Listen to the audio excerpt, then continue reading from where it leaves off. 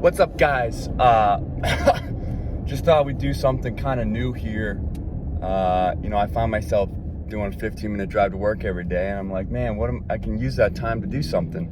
And I think, why not talk about the National Basketball Association? We got a great offseason, plenty of trades already going on. Some teams are trying to get competitive. It's still a work in progress here with this thing. With this show, what I'm saying, but also a lot of teams, a lot of work in progress is out there, and teams get better, teams, trying to get better, and, I just want to talk about it. So, the first thing I want to talk about is your Milwaukee Bucks won a championship, which, after the James Harden trade, Sixers had a great regular season. Seemed pretty unlikely the Bucks hit the 3 seed.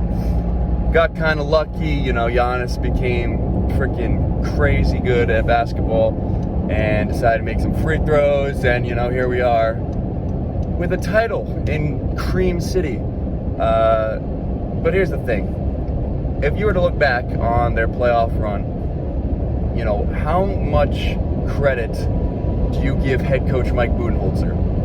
Because if I were to split it up, I'd say, Giannis was probably about 50%.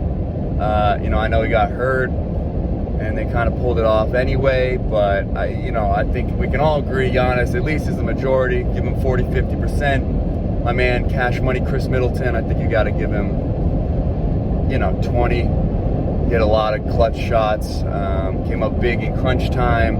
Obviously with Giannis having, can't be around the perimeter shooting much, so Chris Middleton's that guy, pick and roll, hitting those clutch jumpers and fadeaways. Jesus Christ, that's just my head. You want to see the rest of my body? Wow. And then so we're at 70%, right? Drew Holiday, had a kind of rough shooting stretch there. Always playing great defense. You got to give him like 15. So we're looking at 85. Even like Brooke Lopez had that game where he just went nuts. Give him 5. Pat Connaughton, and like Jeff Teague's probably minus a percent. So we can cut that back to 75. Were we at 75? I have no idea. But my point is, Coach Mike Budenholzer does not deserve a lot of credit for this run. I mean, even in the playoffs, generally, regular season, we say, coaching's more maybe a morale thing, not so much X and O's. You don't have a lot of time to prepare, but in the playoffs, you're playing a team, 4 to 7 times. You can kind of game plan, look at matchups, change up defenses, schemes, all kinds of stuff. And this is really when, the coaches kind of earn their reputation.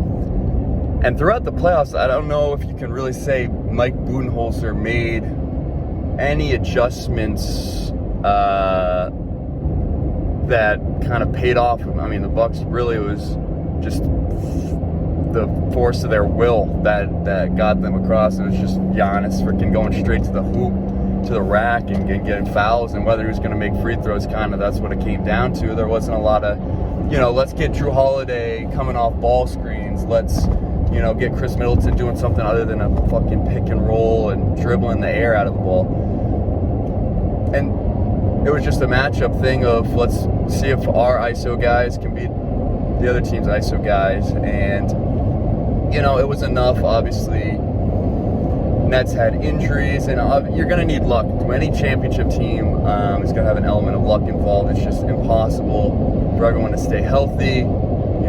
Even Giannis getting hurt, they're able to work through that. I mean, you got to give them their due, but at the same time, I think we can all agree a healthy Nets team probably wins that series in 6 or 7 games. And, the Hawks, cool Cinderella story, but, wasn't going to happen there. They didn't have to play the Sixers, meaning the Bucks didn't have to play the Sixers. And so,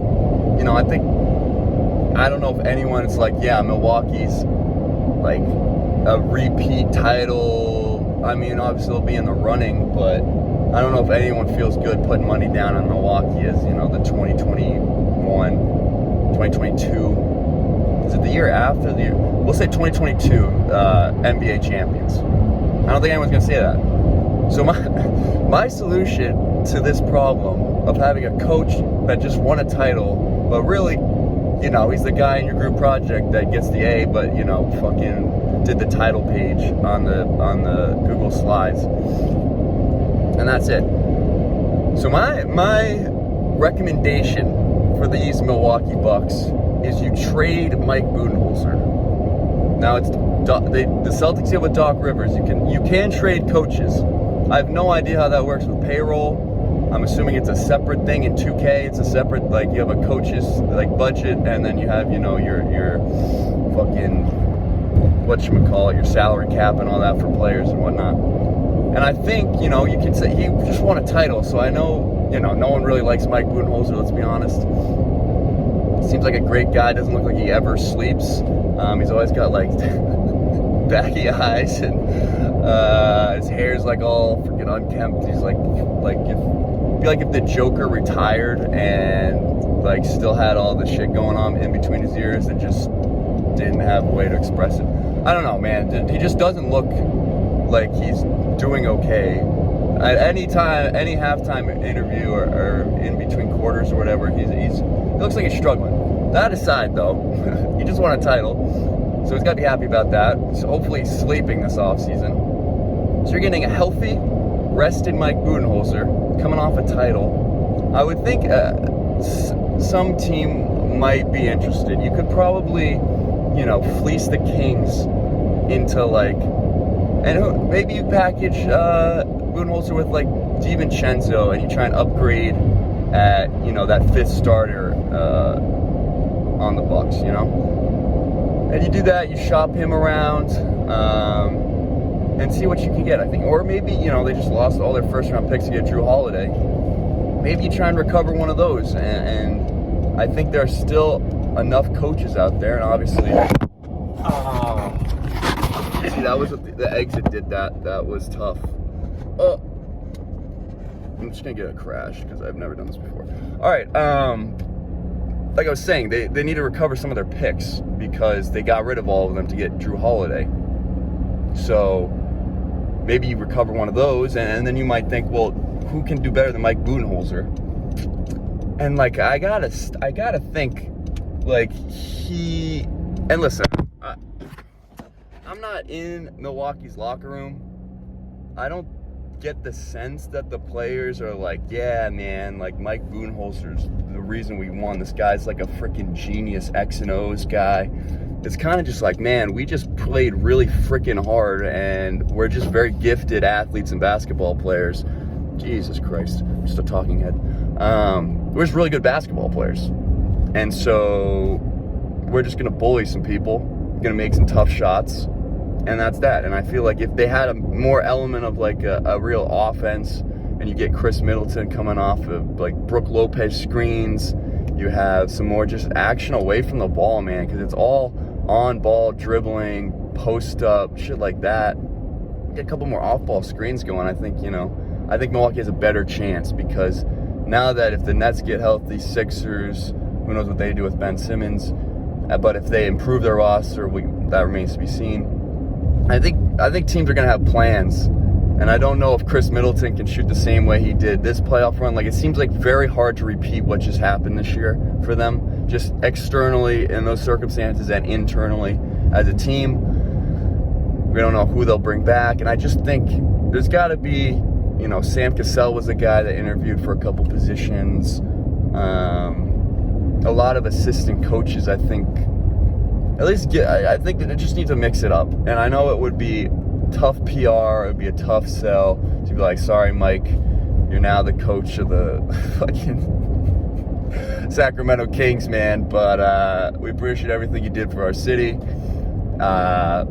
Whatever that may be, you seem like a nice guy. We kind of want to go in a different direction. And you know what? That the coach coming in, it's going to be high expectations, because they're going to think, you're going to naturally be like, oh, well, Mike Budenholzer won a title, so, like, you're going to have to win a title, basically, with the same team to even reach expectations. But I would appreciate a mix-up in Milwaukee, and maybe Mike once he sleeps, he's gonna wake up. He's gonna wake up and he's gonna realize, like, man, let's get some off-ball movement going, man. Let's get Giannis, like, take some pressure off Giannis, Middleton, and Holiday to just create their own shot all the time, you know?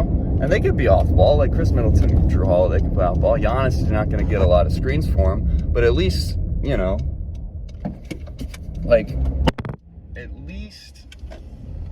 least maybe get Giannis some more opportunities, get him rolling to the rim. A couple more lobs, you know, not just in transition, just in the half-court game, because that's, I mean, he's great in transition, but you get him in the half-court, you know, he could basically be like Clint Capella off the pick and roll, and then the thing Clint Capella doesn't have is the passing, and you know, I think I could see that. I could see it working. Get a little mix up in Milwaukee. That's your headline after Mike Budenholzer is traded to the freaking Minnesota Timberwolves. Another team you could probably convince. You know, they don't have a title. Mike Budenholzer does. End of story. Send him to Timberwolves. You take fucking, you get Jarrett Culver and a first-round pick for Mike Budenholzer. You heard it here first. Now, I just got home, and I appreciate y'all checking it out. I have no idea how this looks. I'm gonna look back on it, give it a shot. Don't know if I'll upload it. We'll see what happens. Also, my low tire pressure light was on that whole time, so I'm glad I didn't just pop and you saw the car sink. We're rolling the dice, man, on life right now. Doesn't even matter. This is gonna be big, so stick around. I don't know what the name of this is. I would just want to talk basketball, so stick around, and hopefully there'll be more content, you know, and keep an eye out for Mike Budenholzer on the move. You heard it here first. Be a wash bomb. All right, take care of yourselves, take it easy. I'll see you next time.